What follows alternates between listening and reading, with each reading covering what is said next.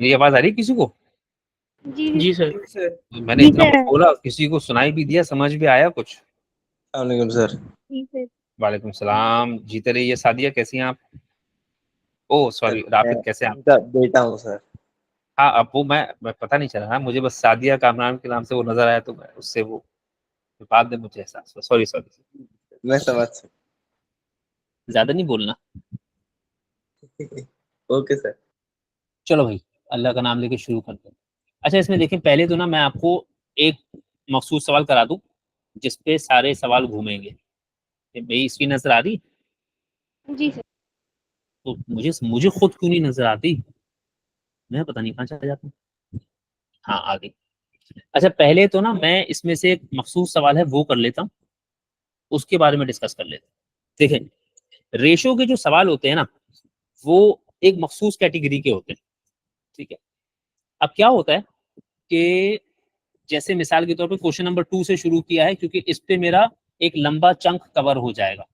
सही है। फिर उसके बाद जो यूनिक क्वेश्चन होंगे वो देख लेंगे। आपको जो सवाल दिए होते हैं ना, आपको सवालों में मोस्टली एक रेशो दिया होता है। वो रेशो को आप मान लें वो है A:B।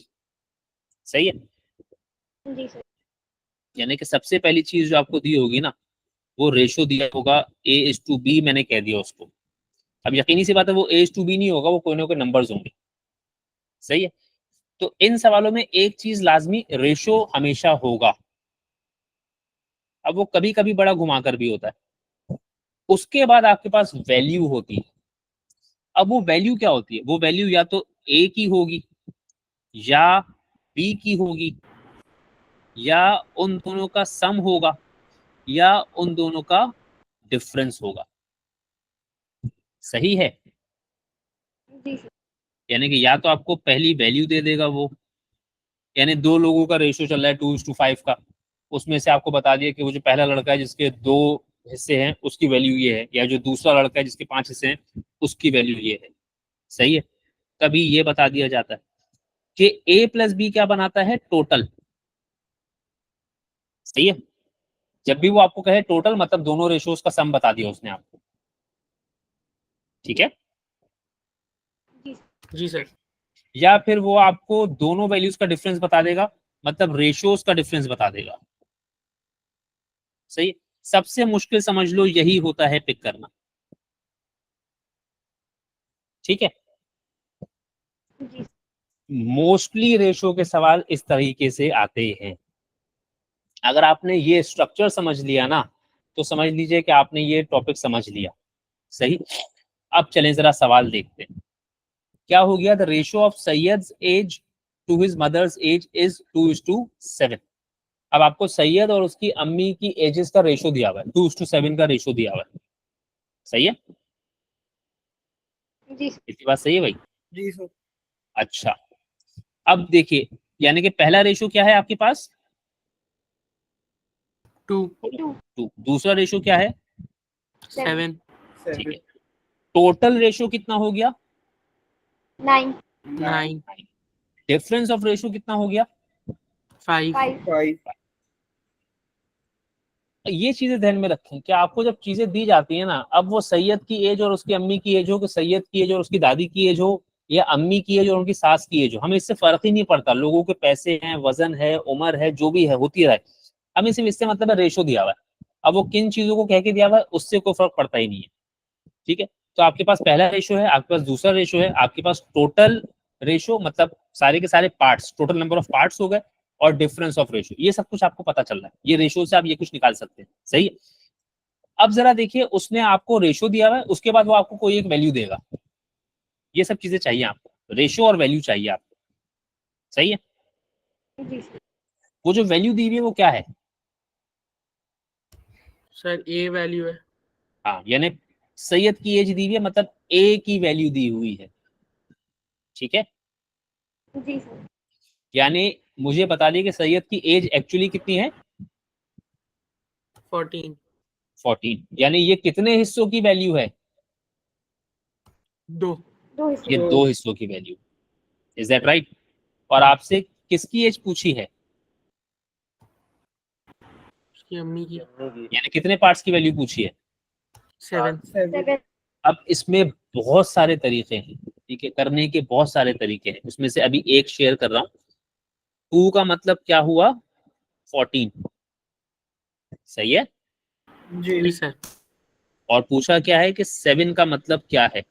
ये कौन सा मेथड है बताओ? Proportional method. ये प्रोपोर्शन मेथड है, जिसे मैं आमतौर पे मना करता हूँ, सही है। अभी मैंने उससे शुरू किया। अब आपको एक्स वैल्यू निकालनी है। क्या है ये, डायरेक्ट प्रोपोर्शन की इनवर्स प्रोपोर्शन? डायरेक्ट तो क्रॉस मल्टीप्लाई कि straight multiply? Cross multiply. Cross multiply. तो आपने क्या कर लिया, 2 multiply by X equal to 14 multiply by 7। अब हमारे यहाँ तो मजे मजे के गधे हैं, ठीक है, 14 को 7 से पहले मल्टीप्लाई कर देते हैं, फिर बैठ के परेशान होते हैं। तो बेहतर क्या है, 7 को 14 को डिवाइड कर दिया और अम्मी की एज आ गई, सही है। जी सर। जी सर। अब मैंने किस तरह कर दिया, मैं इसको ऐसे भी कर सकता हूँ कि मुझे दिख रहा है कि 2 का मतलब 14, तो इसका मतलब है कि अगर मैं 14 को 2 से डिवाइड कर दूं तो आंसर क्या आएगा? 7 7। सर इससे एक तो पार्ट मुझे एक पार्ट की वैल्यू पता लग गई, और मदर की एज पता करनी है, तो मदर की एज के लिए मैं सिंपल क्या करूंगा, 7 को 7 से मल्टीप्लाई 49। सर यानी मैंने, ये जो आपने 7 निकाला है, हाँ इसका कोई खास नाम भी होता है? हाँ इसका बता रहा हूँ ना, सब्र तो करो। तो पहला मेथड मैंने क्या किया, प्रोपोर्शन मेथड, और ये जो मेथड मैंने किया ये कहलाता है यूनिटरी मेथड। अब मुझे सही नहीं पता कि, अब पता नहीं ऐसा होता है कि नहीं होता, आपका एक केमिस्ट्री में टॉपिक है मोल्स का, जी सर। वो शायद आप 11th में पढ़ते हैं। पढ़ लिया सर हमने। अच्छा पढ़ लिया, तो उसमें वो बेचारा केमिस्ट्री का मासूम सा टीचर यूनिटरी मेथड समझाता रहता है। अच्छा फिर वो गालियां भी देता है मैथ्स के टीचर को ना, कि वो यार ये तो आपको उस टीचर को समझाना चाहिए था, नहीं समझाया नहीं समझाया, सही है। तो खैर वो बात भी सही है, वो यूनिटरी मेथड, वो मोल्स, अगर वो यूनिटरी मेथड से समझा रहा है, मुझे नहीं पता और तरीके उसके कितने हैं कितने नहीं है, लेकिन अगर वो यूनिटरी मेथड समझा रहा है तो वो उससे बहुत मुश्किल लगने लगता है वो मेथड, वो टॉपिक। हालांकि वो टॉपिक इतना मुश्किल नहीं है, वो इतना आसान टॉपिक है कि मुझसे भी ना अगर उसके बेसिक लेवल के सवाल को पूछ लेगा ना, मुझे बता देगा 1 मोल में इतने ग्राम और इतना ये और इतना वो, तो वो सवाल मैं भी समझा दूंगा। बस मुझे सिर्फ आपने ये बताना होगा कि वो जो एटॉमिक मास यूनिट और पता नहीं क्या क्या गंदी गंदी चीजें, वो कोई मुझे बता दे तो सवाल तो मैं करा देता हूँ, ठीक है। तो वो मोल वाले टॉपिक में ये वाला मेथड बहुत यूज होता है, और वो इस चीज के अच्छे कॉन्सेप्ट ना होने की वजह से परेशान करता है। अच्छा अभी मैंने क्या किया कि प्रोपोर्शन किया और यूनिटरी किया, अभी मैंने इसमें फॉर्मूला मेथड नहीं किया फिलहाल, सही है। जी सर। जी और याद रखिएगा कि सब कुछ बेकार है, यूनिटरी मेथड सबसे बेहतरीन है। अगर यूनिटरी मेथड समझ में आ गया तो प्रोपोर्शन और फॉर्मूला आप खुद बना लेते हैं, ठीक है। अच्छा फिर उसके बाद पार्ट बी पे आओ। The ratio of Fatima age to her father's age is 3:8। वही बात आ गई कि मुझे क्या दे दिया उन्होंने,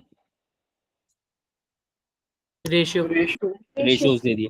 the total of their edges is 66 years, ये क्या दे दिया उन्होंने मुझे, total. Total value. How old is Fatima, और क्या पूछ लिया, फातिमा की एज। फातिमा की एज। अब जरा देखो, हाँ बोलो, तुम बोलो तुम बोलो।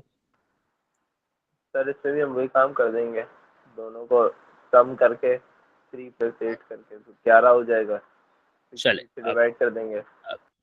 ये जो मुझे वैल्यू दी हुई है ये कितने पार्ट्स की वैल्यू है, 3 की, 8 की, या किसी और चीज की ही?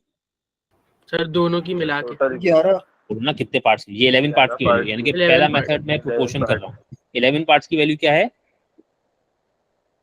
66। 66। कितने पार्ट्स की वैल्यू पूछ ली मैंने, 3। ठीक है। तो आपने दोबारा क्रॉस मल्टीप्लाई किया, 11 multiply by X is equal to 66 multiply by 3। फिर वही बात कि आप क्या करें, पहले डिवाइड कर लें फिर मल्टीप्लाई, तो 6 मल्टीप्लाई बाय 3 विल बी 18। ये मैंने एक मेथड कर दिया। ये कौन सा मेथड है, प्रोपोर्शनल प्रोपोर्शन मेथड। फिर आप आ जाएं पार्ट 2 पर। अब जब आप पार्ट 2 पर आए तो पार्ट 2 में आपने सबसे पहले क्या करना है बताओ, मेथड 2 कौन सा है? सर ये यूनिटरी वाला। यूनिटरी मेथड का मतलब है कि पहले एक पार्ट की वैल्यू पता करो। तुम्हें कितने पार्ट्स की वैल्यू पता है, 11 11। एक पार्ट की वैल्यू पता करने के लिए क्या करोगे, डिवाइड टोटल 66 डिवाइड बाय 66 को 11। 11 से डिवाइड। 66 को 11 से डिवाइड कर दिया तो एक पार्ट की वैल्यू पता लग गई तुम्हें। अब तुम्हें एक्चुअली पता क्या करना है, तीन पार्ट की वैल्यू। 3 पार्ट मतलब फातिमा की एज। तो लिखा आपने फातिमा एज और फिर 3 को मल्टीप्लाई कर दिया 6 से, तो फातिमा की एज पता लग गई। सही है। जी जी सर। सर। अब जरा आखिरी चीज, formula method. Formula method, formula याद मत करना, ठीक है। फॉर्मूला मेथड क्या होता है, फॉर्मूला मेथड होता है कि आपको क्या पता करना है और क्या पता है। आपको कितने पार्ट्स की वैल्यू पता है 11 पार्ट्स की। 11। टोटल, यानी आपको टोटल पता है ना। जी सर। जी और कितने पार्ट्स की वैल्यू पता करनी है, 3। 3 और आपको टोटल पता है। सही है? यानी मैं इसको लिख रहा हूं कि टोटल जो है मेरा वो क्या है 66। टोटल का 3 आउट ऑफ 11 पता करना है ना तुम्हें, ये बात सही है। तो टोटल का 3 आउट ऑफ 11 अगर पता करना है तो यही चीज बनेगी कि आपने 3 आउट ऑफ 11 को, भैया 3 आउट ऑफ 11 मल्टीप्लाई बाय 66 किया तो ये आंसर आ गया आपके पास। ये बात सही है। जी जी सर। अब इसमें ये 3 क्या है, 3 पार्ट ये कोई एक पार्ट है। ये क्या है, total parts. Total total parts. ये क्या था, सम या वो क्या बोलते हैं टोटल ये एज। टोटल वैल्यू थी, ये टोटल वैल्यू थी। सही है ना, टोटल वैल्यू थी ना ये। और ये क्या था,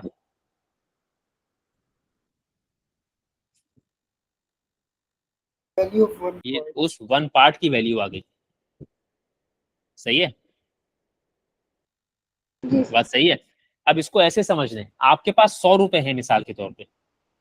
सही है, आपके पास 100 रुपए हैं, मैंने आपको उसमें से 1/4 दे दिया, तो मैंने कितने पैसे दिए आपको, 25 यानी 1/4 दिया, तो मतलब मैंने चीज के कितने हिस्से किए, 4। 4। और आपको कितने दे दिए, एक हिस्सा दिया। एक हिस्सा। तो आपको पता करना है कि 1/4 ऑफ 100 क्या होगा, यानी आपको जो हिस्सा मिला वो divide by total number of हिस्से ऑफ द टोटल, तो आपको आपकी वैल्यू पता लग गई। ये हम हमारी जिंदगी में रोज करते हैं, ये हम लोग हमारी जिंदगी में रोज करते हैं। अभी रिसेंटली तो हमने बहुत ही ज्यादा किया होगा। अभी हमने गाय कुर्बान की, उसमें 2 हिस्से अब्बू के हैं, 2 हिस्से चाचू के हैं, 3 हिस्से ताया बड़े उनके 3 हिस्से हैं, तो हमारे हिस्से में कितना गोश्त आ रहा है, तो उसमें वो अपना बारबेक्यू वाली पार्टी का गोश्त निकल जाएगा मेरे लिए कि नहीं निकल जाएगा, ये सब करते हैं हम लोग। अभी रिसेंटली किया होगा, लड़के तो खास तौर पे करते हैं। ठीक है, हाँ, जिनका पूरा पूरा 50-50 गाय ज़बह करते हैं, जिनके हम पापा स्मगलर हैं, तो वो फिर उनको मसला ही कोई नहीं है। वरना जो लोग मिलके 2-4 गाय ही बेचारे करते हैं, हिस्से हिस्से करते हैं, वो सोचते हैं कि भाई इतना गोश्त आएगा तो उसमें बारबेक्यू पार्टी हो जाएगी कि नहीं हो जाएगी। सही। तो ये वो काम है जो हम रोज करते हैं। अब इसको जब फॉर्मूला बनाकर पढ़ा दो तो हमारे आवाम परेशान हो जाती है। समझ में आ गया बात। जी सर। अच्छा, अब जरा आप फरमाइए क्या कह रहे हैं। सी चल रहा है। अच्छा, अभी अब मैं क्लास के बाद ही आऊंगा, उसी के मामले से छोड़ दें। अच्छा, चलें क्वेश्चन नंबर 3 पर आ जाए।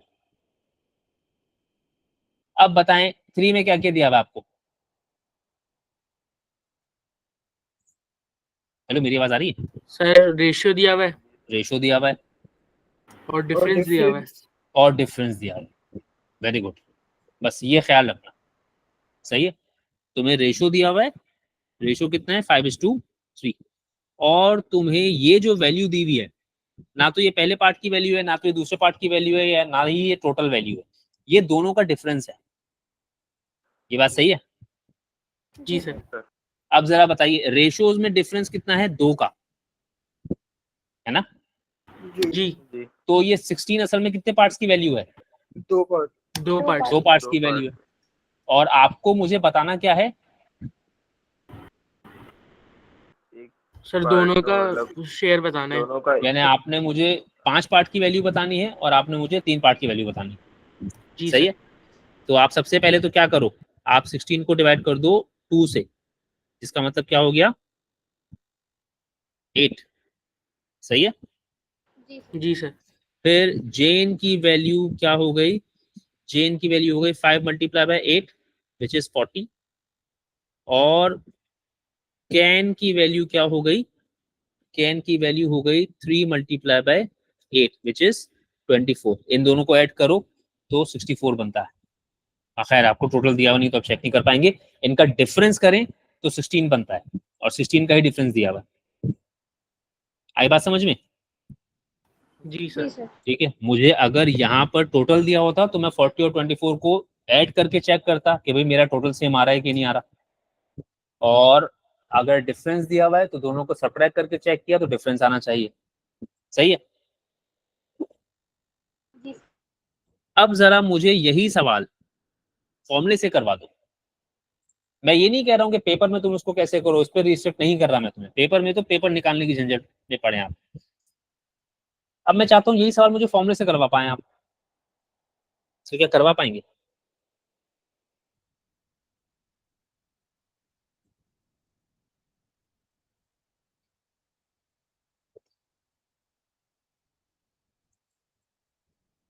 आपको कोई एक रेशो चाहिए, कोई एक ऐसा रेशो चाहिए जिसकी या तो वैल्यू मालूम करनी हो या जिसकी वैल्यू पता हो, सही है। अच्छा, आपको जो वैल्यू पता है वो क्या है, वो टोटल है कि डिफरेंस है? डिफरेंस। यानी कि ये बात तो तय हो गई कि टोटल नहीं पता, जी सर। ठीक है। अच्छा, ये कितने पार्ट की वैल्यू है? 2 पार्ट्स की। 2 पार्ट। तो ये 2 पार्ट्स की वैल्यू है, आउट ऑफ कितने parts? 8। 8 part. Out of 8 parts. 2 out of 8 parts of the total, total हमें नहीं पता, ये किसके बराबर है? 16। 16 के बराबर। तो फॉर्मूले से अगर आप मालूम करेंगे तो आपको फिलहाल क्या मालूम चलेगा? टोटल। टोटल, सही है। तो पहले आपने टोटल पता कर लिया। दोबारा कह रहा हूं, मैं रिस्ट्रिक्ट नहीं कर रहा आपको कि आप इसको किस तरीके से करें, मैं सिर्फ सिखा रहा हूं। फैसला तो आपको खुद करना है कि अच्छा कौन सा और बुरा कौन सा है। ये टोटल आ गया मेरे भाई, सही है। जब आपके पास टोटल होता है ना तो फिर आप पार्ट्स की वैल्यू पता कर सकते हैं, अगर टोटल नहीं होता तो फिर आप पार्ट्स की वैल्यू नहीं पता कर सकते, सही। ये बात सही है। ये आप टोटल ले आए, इसकी जरूरत थी नहीं, अब वो क्योंकि हम इस मेथड से करा रहे हैं तो हमने इससे किया। अब पहले कैंस की वैल्यू या कैंस का शेयर पता करते हैं। तो कैंस के हिस्से में कितने पार्ट्स, ओहो कैन पहले कहां से आ गया, चलो अब आ गया। कैन के हिस्से में कितने पार्ट्स आए थे? सर 3 आए थे 3 sir. Out of 8 out of 8। हाँ ऑफ 64। 64, सही है। तो ये 24 आ गया। फिर उसके बाद चलो जेन्स के शेयर की बात करते हैं। जेन्स के हिस्से में कितने पार्ट्स आए थे? 5। 5 5 आउट ऑफ 8 8 8 ऑफ द 64। 64, तो ये आपका हो गया 80। तो अरे सर हम इसमें और ये कर 40 नहीं सकते होगा? 40 हो गया, सॉरी। हैं हाँ सर, राफिद, क्या इसमें कह रहे? हम जैसे कैन और जेन का 16 का डिफरेंस है ना, तो कैन का निकाले तो सिर्फ डायरेक्ट ऐड नहीं कर सकते? कर सकते हैं, बिल्कुल कर सकते हैं, ये भी कर सकते हैं, ठीक है। मगर मैं क्योंकि अभी फिलहाल फॉर्मूला करा रहा हूँ तो मैंने फॉर्मूले से ही कराया, वरना वो भी कर सकते हैं। उसमें एक ड्रॉबैक ये रहेगा कि अगर तुम्हारी कैलकुलेशन में कोई एरर हो गया ना, जैसे मैंने यहाँ पर तुम्हारा आंसर निकाला 40 और 24, सही है, और मैंने तुमसे कहा कि इनका डिफरेंस चेक कर लो कि 16 है कि नहीं है, ठीक है। अगर तुमने ऐड या सब्ट्रैक्ट करके दूसरी वैल्यू निकाली ना तो तुम क्रॉस चेक नहीं कर पाओगे क्योंकि तुम्हारा डिफरेंस 16 ही रहेगा हमेशा, लेकिन कर जरूर सकता ठीक हूँ, है सर। सही है। अब ये तो आपके सामने है, आपको फैसला करना है कि कौन सा मेथड ज्यादा बेहतर है, यूनिटरी मेथड ज्यादा बेहतर है कि फॉर्मूला मेथड ज्यादा बेहतर है। करने आपको दोनों ही चाहिए ताकि आप इस पोजीशन में हो कि ये फैसला कर सकें कि कब फॉर्मूला करना बेहतर है। ये फैसले वही लोग कर पाते हैं जिन्होंने इतना टाइम लगाया होता है चीजों पे। ऑन द स्पॉट बैठ के अगर कोई सोचे कि मैं सवाल देख के फैसला कर लूंगा, वहां बैठ के फैसले नहीं होते, वहां बैठ के आती हुई चीजें भी बहुत मुश्किल लगती हैं। ये मैं बता दूं पहले ही, आप दे चुके अपना एक छोटा सा हल्का सा CI, ठीक है, आपको प्रेशर फील हो गया होगा, और ये तो हल्के सब्जेक्ट से। असल प्रेशर तो अब फील होगा इंशाल्लाह ताला माशाल्लाह। चलें, अरे यार खैर, ये scale drawing, the scale of a map is 1:25,000। इसका क्या मतलब है? सर ये वो वाला तो नहीं है जो रियल और मैथ वाला जो सवाल आते थे? ये वही एक्चुअल और मैप वाले सवाल है, बिल्कुल ऐसे ही है। ये उसको 1 1 is to centimetre 25। To 25,000 centimetre. हाँ, ये है कि 1 सेंटीमीटर ऑन द, कहाँ पर, रियल में, मैप। On the map. जो मैप में चीज ना, मैप में आपको 1 सेंटीमीटर की नजर आ रही है वो रियल में कितने सेंटीमीटर है? 25,000। 25,000। अब मेरे भाई एक बात याद रखना, जब भी स्केल इस तरह से दिया हुआ है ना तुम्हें, तो ये सेम यूनिट है और ये मोस्ट प्रोबेबली सेंटीमीटर ही है। सही है? ठीक है। अब इस 25,000 सेंटीमीटर को अगर मैं मीटर में कन्वर्ट कर लूं या किलोमीटर में कन्वर्ट कर लूं, तो फिर इसका एक तरीका और है। 1 सेंटीमीटर इज 100 से डिवाइड कर दिया तो 250 मीटर। ये भी स्केल लिखने का एक तरीका है कि मैप पे जो चीज 1 सेंटीमीटर है वो रियल में 250 मीटर है। या फिर इसी को ऐसे भी लिखा हो सकता है कि 1 centimetre is equal to 0.25 kilometre. ये भी स्केल लिखने का तरीका है। ये सब स्केल है। सही है? अब ये वाला जो स्केल लिखा है ना हमने, इसको हम स्केल नहीं कहते, इसको कहते हैं रिप्रेजेंटेटिव फ्रैक्शन। ठीक है? जी सर। RF, रिलेटिव फ्रीक्वेंसी नहीं है ये। सही? अगर इस तरीके से लिखा है तो ये रिप्रेजेंटेटिव फ्रैक्शन है। स्केल कह सकते हैं आप इसको बेशक, लेकिन स्केल आमतौर पे आपको ऐसी शक्ल में मिलता है। आपने ये सब चीजें अभी ज्योग्राफी में, वो जो आपकी सोर्स आती है ना, उसमें लिखा हुआ आता है नीचे अक्सर। अब मुझे नहीं पता कि अब वो मजीद आता है कि नहीं आता, पहले आया करता था। तो वो सोर्स के नीचे कभी कोई मैप वैप शो किया हुआ होता है ना, तो कोई मैप वैप अगर आप पढ़ रहे हैं तो मैप वगैरह में ये चीजें मेंशन होती हैं। ठीक है? जी हेलो, सर। मेरी आवाज आ रही है? अच्छा जी भाई, सर। तो अब ये बता दिया, जो चीज पेपर पे 1 सेंटीमीटर है वो हकीकत में 25,000 सेंटीमीटर है, या वो हकीकत में 0.25 किलोमीटर है, या वो हकीकत में 250 मीटर। सही है? ये मैंने बना के रख लिया। अब इसमें से क्या मेरे काम आएगा, क्या मेरे काम नहीं आएगा, वो तो आगे पढ़ेंगे तो पता चलेगा। The distance between 2 villages is 10 centimetre on the map. अब आपने एक मैप बनाया और उस मैप पे 2 विलेजेस बनाए और उन 2 विलेजेस के बीच में जो डिस्टेंस आपको नजर आ रहा है वो 10 सेंटीमीटर का डिस्टेंस नजर आ रहा है ऑन द पेपर या on the map. Definitely 2 villages real में सिर्फ 10 सेंटीमीटर दूर नहीं होंगे। सही है? और वो रियल में जितने दूर होंगे वो आप पेपर पे नहीं बना सकते। सही है? जी sir. Find the actual distance in kilometres between the villages. चलो, अब वो जो हमने कन्वर्जन करके रखी है वो हमारे काम आ जाएगी। हमें पता चल गया कि हमारा 1 सेंटीमीटर असल में कितने किलोमीटर है, 0.25। और आपको मुझे बताना है कि 10 सेंटीमीटर असल में कितना है। तो इसको किससे मल्टीप्लाई कर दोगे भाई? 10 से। 10 से। तो आपको पता लग जाएगा कि आपका 10 सेंटीमीटर इज 2.5। Actually 2.5 kilometre. तो वो एक्चुअल फासला कितना आ गया? 2.5। सही हुआ? जी सर। चलो अब जरा ये वाला सवाल भी कर ही दो। अब ये अलग सवाल है थोड़ा सा। ये बेसिकली स्पीड टाइम रेशियो वगैरह में जाता है, टाइम वगैरह स्पीड इसमें। Ed goes on a car journey. The first 60 kilometer of the journey takes 45 minutes.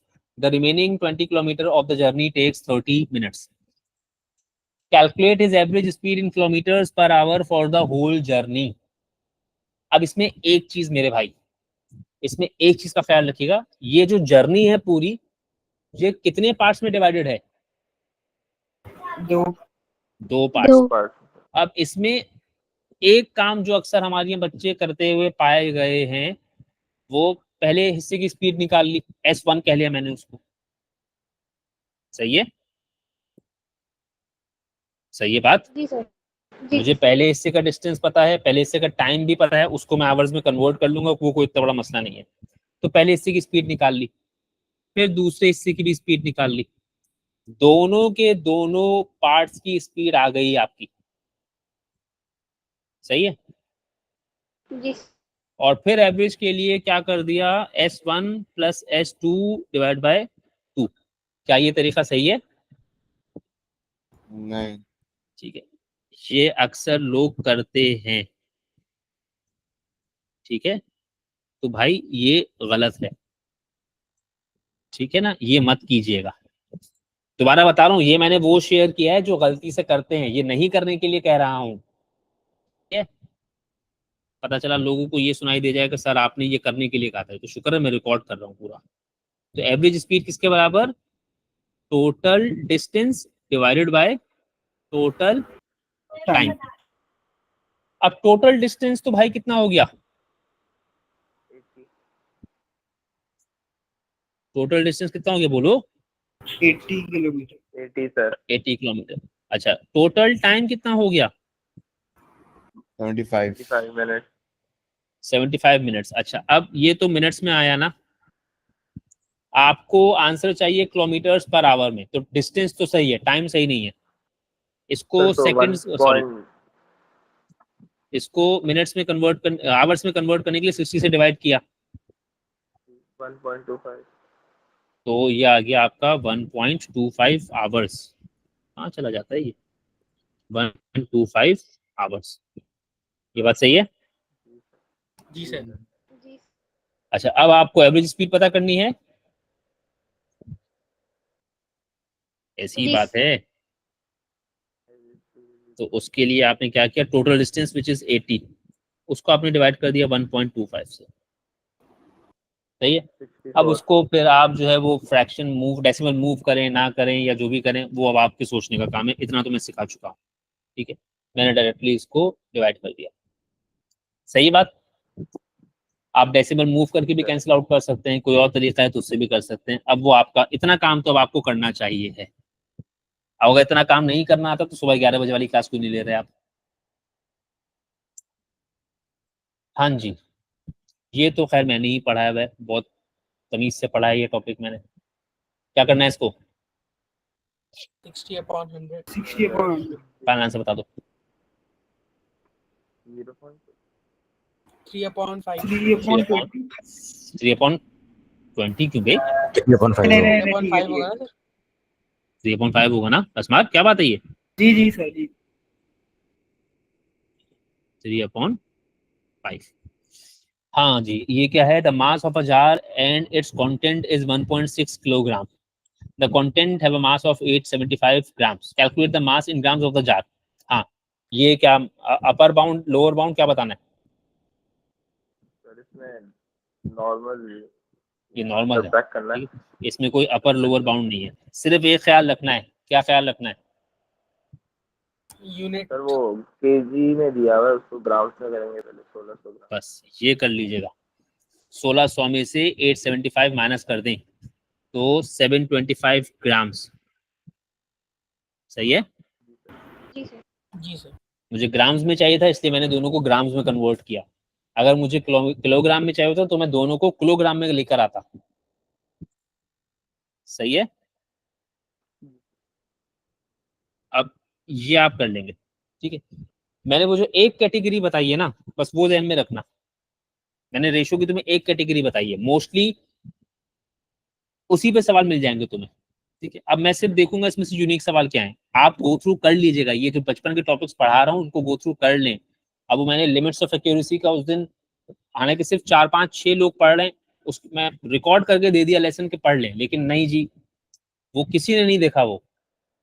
चलो जिन्होंने जिन्होंने लाइव पढ़ लिया उनसे तो खैर मैं नहीं कह रहा, लेकिन बाकी लोग भाई पता नहीं क्या कौन सी दुनिया में रहते हैं, क्यों नहीं है पढ़ना। खैर, express the ratio 24 centimeter to 3 meter in its lowest term, giving your answer in the form P is to Q, where P and Q are integers. अब इसमें जो है वो 8:1 आ जाएगा सर। सर यूनिट डिफरेंट है। ये ख्याल रखिएगा, सही है। वरना इसमें अक्सर ये भी कर देते हैं, 24 रखा, 3 रखा, 3 1 3, 3 8 और 8:1 ले आए, ठीक है। जी बात समझ में आई क्या गलती हुई है यहाँ पर, जी सर ठीक है। 1 सेंटीमीटर में है, 1 मीटर में। अब या तो दोनों सेंटीमीटर में हो या दोनों मीटर में हो, क्या ख्याल है, क्या आसान है, मीटर से मीटर्स में से दोनों। ठीक है। तो ये आपने 300 कर दिया, अब उसको आप कैंसिल आउट कर दीजिए, मेरे ख्याल में 3 से कैंसिल आउट कर दें तो ये 8 और ये 100, और फिर 4 से कैंसिल आउट कर दें तो 2 और 25। ये बात सही है? जी सर। जी सर।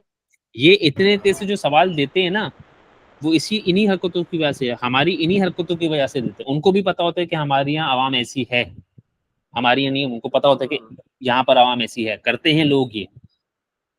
अच्छा, लोगों को बताओ तो हंसते भी हैं कि ओहो अच्छा ये भी करते हैं लोग। और फिर जैसे तुम 10-15 लोग बैठे हुए हो ना, अब मैं तुम लोगों को बता रहा हूँ, तुम ही में से निकलेंगे ऐसे इंशाल्लाह ताला लोग जो ये हरकतें करेंगे। और देखो साथ राफिद हाथ भी खड़ा करके कह रहा है कि हाँ मैं करूंगा ऐसा। नहीं सर, मैं कह रहा हूँ कि ये इसको हम 2:25 से छोड़ देंगे या 1:12.5 कर सकते हैं? दिमाग खराब है क्या? उसने बोला है कि 1:n की फॉर्म में छोड़ो, उसने कहा p/q की फॉर्म में छोड़ो where p and q are integers. Sir अगर वो ये ना बोलता तो हम सोच सकते थे। तब भी ऐसा नहीं करना चाहिए, बेवकूफ़ी है। अगर वो आपसे ये कहता ना कि आप अपना आंसर इस शक्ल में छोड़ें, नजर आ रहा है? अगर वो कहे कि 1:n की शक्ल में छोड़ें तो फिर आपको अपने पहले वाले वैल्यू को 1 बनाना लाजमी है। फिर दूसरा चाहे उसके साथ डेसिमल ही बन जाए, फ्रैक्शन ही बन जाए, फर्क नहीं पड़ता। सही है? लेकिन अगर ये नहीं कहा हुआ तो बेहतर है कि इंटीजर्स की शक्ल में छोड़ें। सही है? इस सवाल में तो वो साफ साफ कह रहा है कि इंटीजर्स की शक्ल में छोड़ें। चलो भाई, अब जरा जल्दी जल्दी देखेंगे। ठीक है, अब इसमें रेशो दिया हुआ है और ये क्या दिया हुआ है, ये 18 क्या है? 18 क्या है? सर ये एक ही वैल्यू है। एक ही वैल्यू है। सर वो फर्स्ट वैल्यू दी है ना, रेड पेन। हाँ, ये एक ही वैल्यू जी है। सर। और आपको किसकी वैल्यू बतानी है? Blue pen. डी की। ब्लू पेन की। तो आप इसमें से क्या करोगे, एक पार्ट पता कर लोगे और उसको किससे मल्टीप्लाई कर दोगे? 7 7 से। एक पार्ट कितना? 9 9। तो फिर 7 पार्ट्स कितने? 63। 63। सही है ना बात? जी सर। जी सर। अच्छा, अब ये वही एक बात है जो मैंने शुरू में की कि इसी तरह के सवाल आते रहते ज्यादातर। फिर उसके बाद अ box contains this and this. हाँ, ये परसेंटेज का सवाल है, ये मैं करवा भी चुका हूँ आपको। इसका परसेंटेज बनाइए, कैसे बनेगा? सर 60%। हाँ, ये 3/5 बनेगा। सही है? जी सर। अगर मैंने एप्पल्स की परसेंटेज पूछी होती तो एप्पल्स की परसेंटेज क्या बनती? 2/5। हाँ, ये ख्याल रखिएगा, ये मैं लिख दे रहा हूँ, पूछा नहीं है सवाल में, सिर्फ समझाने के लिए। एप्पल्स की पूछता तो ये बनता, ऑरेंजेस की पूछता या पूछी भी है तो वो ये बनी है। सही है? जबकि यहाँ पर अगर ये पूछा जाता है तो लोग अक्सर ये कर देते हैं, क्योंकि हम लोगों के जहनों में तो यही बिठाया हुआ है ना कि 2:3 का मतलब है 2/3। हम लोगों के जहनों में तो यही बिठाया हुआ है ना। ऐसी बात है। जी जी सर। तो ये ख्याल रखिएगा कि ये 2:3 को 2/3 कब लिखना होता है और 2/5 या 3/5 कब लिखना होता है।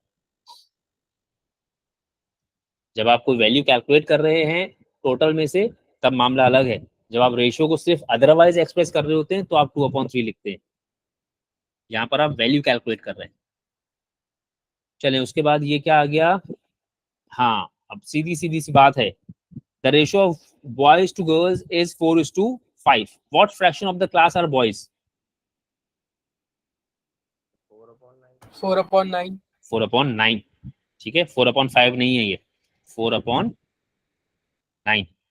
जी sir. Part B. The ratio of boys to girls is 3:4. There are 120 more girls than boys. How many students are in the school? जी, रेशो दिया हुआ है और वैल्यू दी हुई है। ये वैल्यू किस चीज की है? पहला पार्ट, दूसरा पार्ट, डिफरेंस या टोटल? डिफरेंस है। ये डिफरेंस की वैल्यू दी हुई है।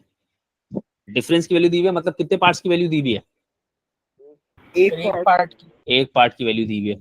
तो ये तो आसानी हो गया, एक पार्ट भी कैलकुलेट नहीं करना तुम्हें, वो दिया हुआ तुमसे पूछ रहे हैं how many students are there in the school. तो number of students, total parts की वैल्यू पूछी है, कितने पार्ट्स की वैल्यू पूछी है मतलब? 7। 7 तो 7 multiply by 120 which is 840 students. सही हो गई? ये बात सही हो गई? जी सर। अच्छा चलो ये भी निपटा ही देते हैं। The table shows the height in meters above sea level of the highest and the lowest points in some continents. A negative value indicates a point below sea level. What is the height above sea level of the highest point in Africa? हाँ, give your answer in kilometers. हाँ, height above sea level of the highest point in Africa. तो highest point है कौन सा Africa में? ये 5963 5963 6959। तो south 5963 America है। अच्छा 5963 जी 5963। तो ये 8850 उससे छोटा है। सर उससे सिर्फ वो अफ्रीका का अफ्रीका का पूछा पूछा हुआ है। है। अच्छा अफ्रीका का पूछा। What is the height above sea level of the highest point in Africa? ये कैसा फजूल का सवाल हुआ? अच्छा उसको किलोमीटर में कन्वर्ट करवा रहा है ना वो, बस ये कमाल किया उसने। तो ये किलोमीटर्स में करके बताओ ना, ये क्या बता रहे हो? 5.9 5.963। ठीक है, तो 5.963। कभी कभी ऐसे सवाल आते हैं यकीन नहीं होता। 5.963। अच्छा फिर उसके बाद पार्ट बी, चलो फटाफट जल्दी लिखो। अरे बता दो क्या बात होगी इसमें, इतने शमानी क्या बात है? 6999। मैंने पढ़ा नहीं है सवाल, ठीक है। In South America how much higher is the highest point than the lowest point? South America. जी सर। हाँ तो इन सही दोनों है, का सही। डिफरेंस किया, 6959 में से -40 को माइनस कर दिया तो 6999। अच्छा ये मीटर्स में ही देना है ना? सब्ट्रैक्ट करना है तो आप इसको ऐड तो कर नहीं सकते। अरे मेरे भाई तो सब्ट्रैक्ट करने के लिए आप क्या करोगे? 6959 में से माइनस करोगे, माइनस का 40 माइनस करोगे ना, है मेरे बच्चे। फिर वो माइनस माइनस प्लस हो जाता है ना, फिर इन दोनों को ऐड कर देंगे ना। मेरा आंसर 6919। अब वो नहीं पता तुम्हारा क्यों आ रहा है 6919। 6959 में 40 ऐड करना है, सीधा सीधा 6999 आना चाहिए। -40 प्लस कर दिया। ये तुम किस जगह बैठ के बोल रहे हो इतना क्यों? मतलब अब कहाँ से आवाज आ रही है? बहुत स्लो आवाज है। हेलो सर, अब आवाज आई? हाँ इस तरह बोलो ना बेटा। हाँ 6999 आ रहा है। माइक। जी जी सर, मैं समझ गया, वो मेरी गलती थी। उसके बाद ये क्या है पार्ट सी, बोलो। अरे भाई बात कर दो जल्दी से। How much higher is the, sir एक अरे वो सवाल पहले नहीं document समझा रहे। ऊपर तो कर दें। सवाल समझा नहीं रहे, पहले टेबल चाहिए। सर 381। सर 381 ही हो जाएगा। अरे मुझको सवाल समझो, तुम लोग आंसर बताए चले जा रहे हो। मेरा सवाल नहीं समझ में आया मुझे अभी तक। सर यूरोप में जो लोएस्ट पॉइंट है उसको, उसमें से हमें -409 सब्ट्रैक्ट करना है। उनमें से उनका डिफरेंस निकालना है, तो -28 + 409 हो जाएगा। और उसका डिफरेंस निकालेंगे। How much higher is the lowest point in Europe than the lowest point in Asia? Asia और यूरोप के जो लोएस्ट पॉइंट है उनका डिफरेंस बताना है कि यूरोप का लोएस्ट पॉइंट एशिया के लोएस्ट पॉइंट से कितना ऊपर है। ठीक है, तो आपने -28 में से बड़ी वैल्यू में से छोटी वैल्यू को माइनस किया, तो ये हो गया -28 + 409 कितना बना ये बता दो? 381। 381। हाँ अब ये आ गया वो सवाल। अब आपको एक मैप का स्केल दिया हुआ है, ये स्केल दिया हुआ है, ठीक है। स्केल इस तरीके से दिया जाता है, बताया था ना अभी मैंने। जी जी जी सर। ये अब आपको स्केल दिया हुआ है और आपसे कह रहा है कि इस स्केल को इस शक्ल में यानी कि रिप्रेजेंटेटिव फ्रैक्शन की शक्ल में एक्सप्रेस कीजिए। अब उसने यहाँ पर P/Q नहीं कहा। अगर वो P/Q की शक्ल में कहता तो फिर आप दोनों को इंटीजर्स रखते। अब वो कह रहा है इसका RF बनाइए। अब पहले तो क्या करेंगे, अब जब ये बनाना है तो you have to make sure कि दोनों यूनिट सेम होने चाहिए।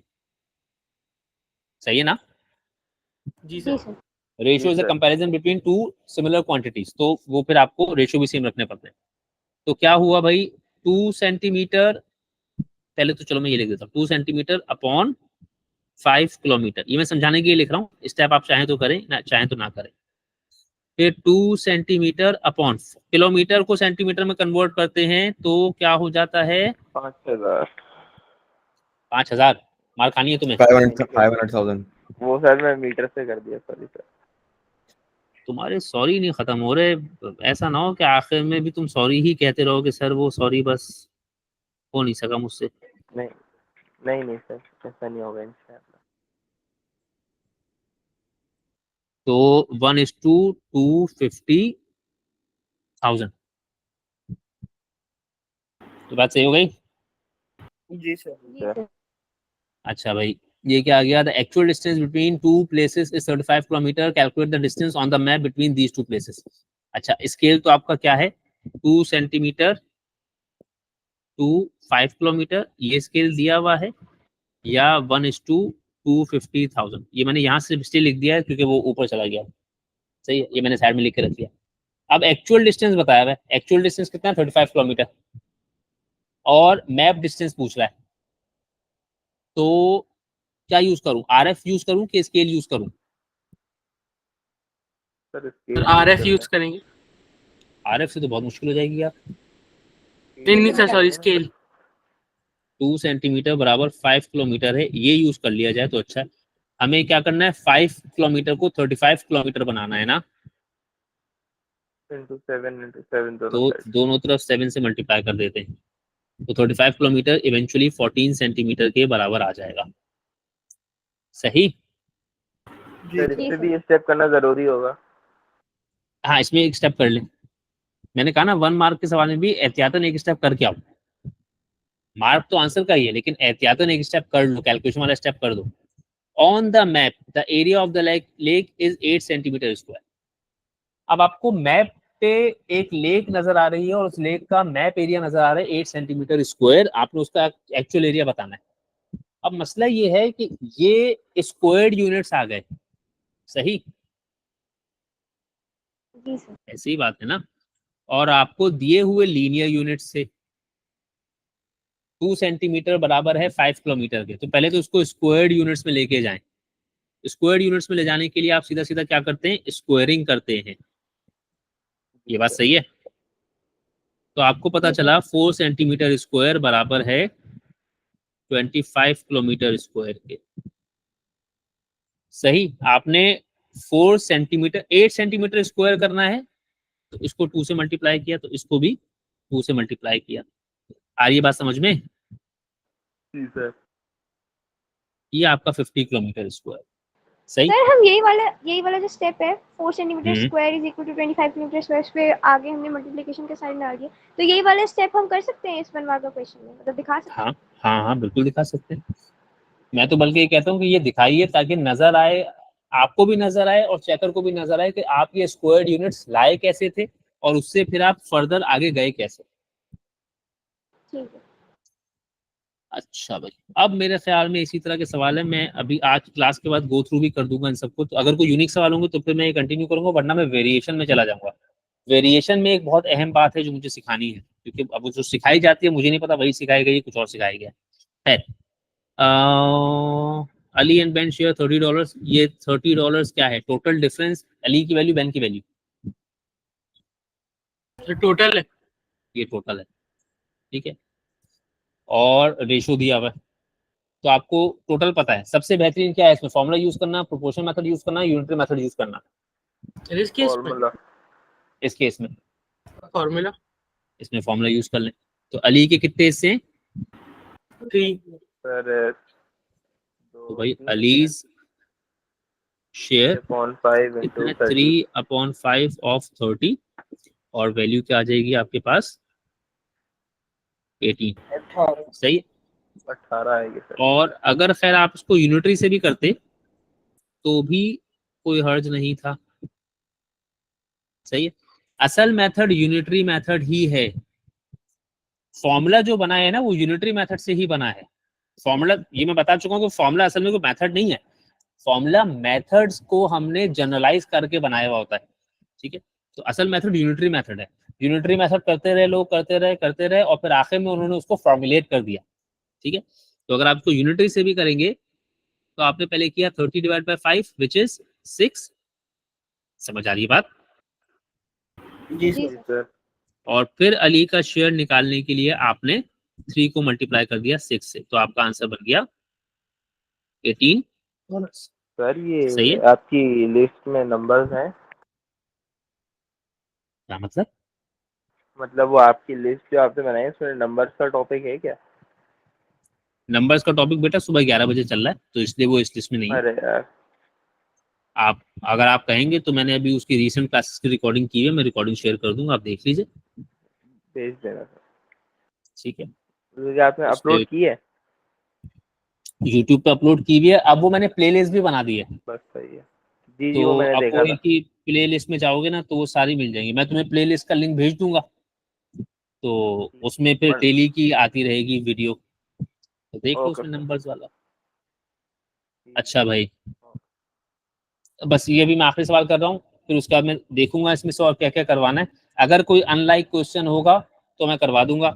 बहुत अच्छा ये हो जाएगा कि अगर आप लोग थोड़ा सा ये कर लें कि अपने तौर पे इसको सिर्फ इस डॉक्यूमेंट को गो थ्रू कर लें, जो सवाल आपको लगे कि मुश्किल है वो आप मुझसे खुद ही पूछ लें। ठीक है, मैं अपने हिसाब से गो थ्रू करूंगा डेफिनेटली, हो सकता है मैं कुछ मिस कर जाऊं। तो अगर आप एक दफा बस बैठे बैठे ऐसे ही मोबाइल पे स्क्रॉल करके देख लेंगे, जो सवाल आपको लगे बस उसका स्क्रीनशॉट लेके रख लिया, उसी वक्त मुझे भेज दिया कि सर ये सवाल समझा दीजिएगा, तो वो ज्यादा बेहतर हो जाएगा। लेकिन अब इतना कौन करेगा, किसके पास इतना टाइम? हालांकि मोबाइल तो यूज कर रहे होंगे, मैं ये नहीं कर रहा मोबाइल यूज करने का टाइम नहीं है, लेकिन अब ये खोल के स्क्रॉल कौन करेगा? फेसबुक, ये व्हाट्सएप, इंस्टा, टिकटॉक, और क्या आता है? और भी तो चीजें आती हैं, एक और चीज आती है ना, क्या आती है वो? ट्विटर। हाँ पता नहीं क्या कुछ आता है, तो वो स्क्रॉल करने का टाइम होगा लोगों के पास।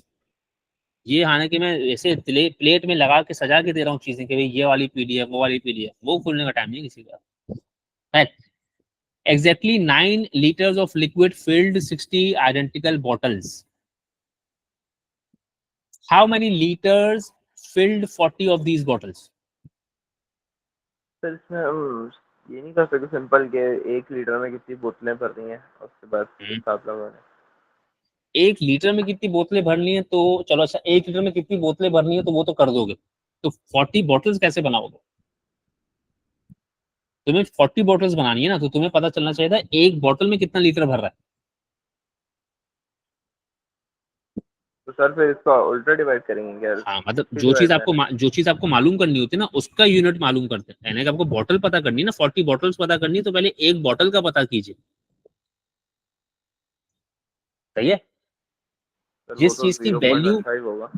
वो भाई एक्जेक्टली डिवाइड नहीं करना ना तुम, पहले तो ये समझ लो कि यूनिटरी मेथड जब लगाते हो तो यूनिट पता किसका करते हो? जो चीज मालूम करनी है, जो चीज खरीदनी है, जो चीज चाहिए, उसका यूनिट प्राइस पता किया जाता है ना।